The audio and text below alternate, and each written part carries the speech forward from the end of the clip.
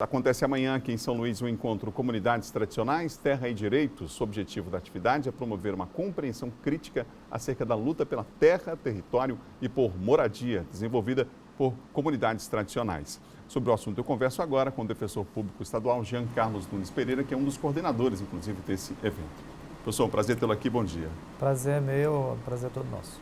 Bom, a gente sabe das dificuldades do acesso à justiça no país, mas é claro que para as comunidades tradicionais essa dificuldade é bem maior, não é? Eu queria que o senhor falasse sobre esse aspecto inicialmente, que é uma dívida, inclusive, do Estado brasileiro histórica.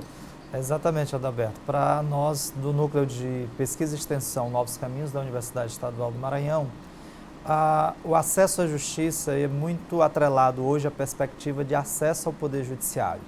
A gente concorda com essa perspectiva, mas entendendo que o acesso ao Poder Judiciário é uma última instância, uma última via, quando normalmente os direitos já estão violados, é que se busca o Poder Judiciário.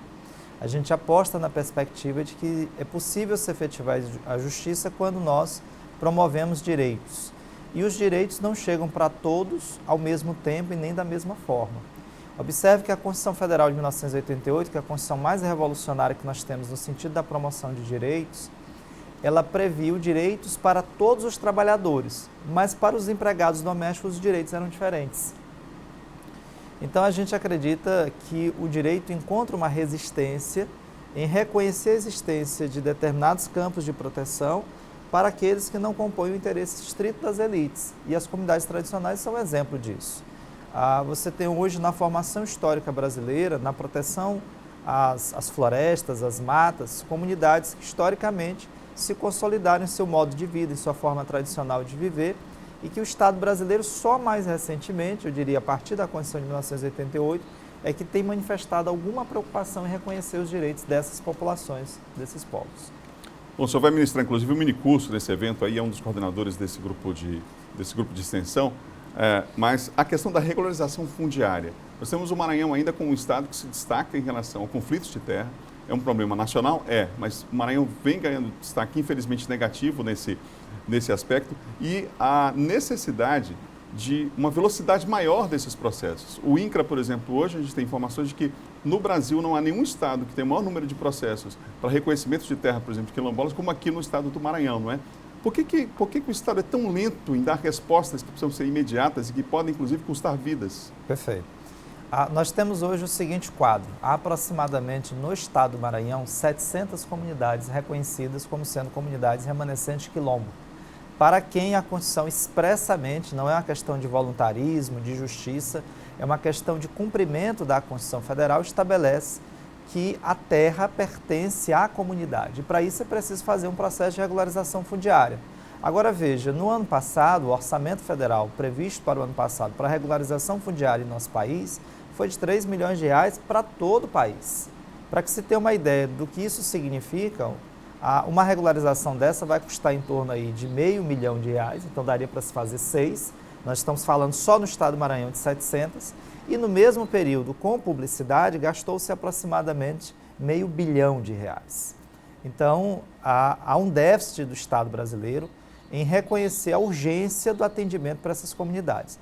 É importante que se diga, para quem nos assiste, que a terra para essas comunidades não é uma questão econômica, não é uma questão de mercado. Elas não querem a terra para vender e nem podem pela Constituição Federal.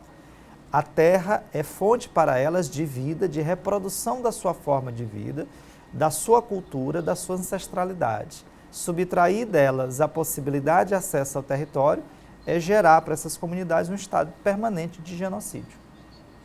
E como enfrentar essa dificuldade das próprias comunidades, inclusive, o que tem sido feito, inclusive, para que elas partam para esse enfrentamento, já que estão, de alguma forma, nesta invisibilidade?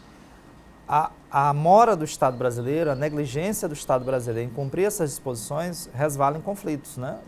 Hoje nós temos no Estado do Maranhão o segundo maior índice de conflitos fundiários do país, só perdemos para o Pará. Nós temos aí duas vias: trabalhar judicialmente, como nós temos feito, Defensoria Pública do Estado, Defensoria Pública da União, o próprio Ministério Público também tem atuado no sentido de buscar regularização fundiária, e principalmente as próprias comunidades com seu empoderamento, conhecendo seus direitos e procedendo à sua luta Nós temos aí, inclusive, um caso emblemático das comunidades tradicionais lá em Alcântara, né, depois do acordo firmado com os Estados Unidos, e a dificuldade, aqueles que, inclusive, estão nos assistindo lá em Mamuna e outras comunidades, preocupados com essa situação.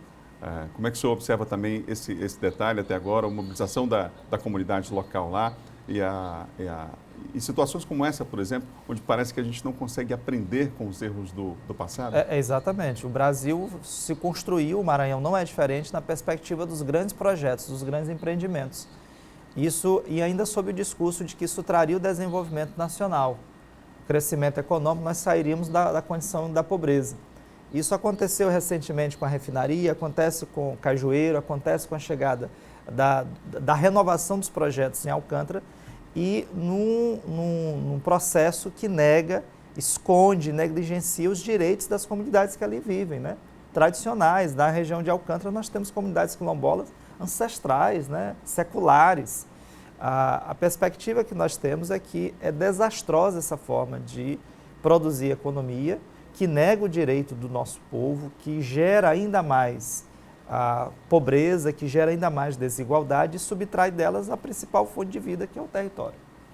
Queria que o senhor fizesse o convite às pessoas para participarem, então, desse momento, que é, inclusive, uma atividade do Novos Caminhos, que é um projeto de extensão vinculado à Universidade Estadual do Maranhão, né? Perfeito. Nós acreditamos, Adalberto, que a universidade ela deve reconhecer a existência de demandas estruturais na sociedade e deve apresentar respostas para essas demandas. O evento de amanhã é um evento que se encaixa nisso que nós acreditamos, na perspectiva que a universidade precisa cumprir seu papel. Então, convidamos a todos. O evento ocorrerá amanhã na Universidade Estadual do Maranhão, envolvendo estudantes, pesquisadores das áreas de História, Direito, Ciências Sociais e Comunicação Social. Estão todos convidados. Qual é o horário local? Às 8 horas no CCSA, no Centro de Ciências Sociais da Universidade Estadual do Maranhão, que amanhã será o endereço das comunidades tradicionais no Estado. Obrigado, professor, pela participação aqui no Bom Dia. Nós que agradecemos. Muito obrigado.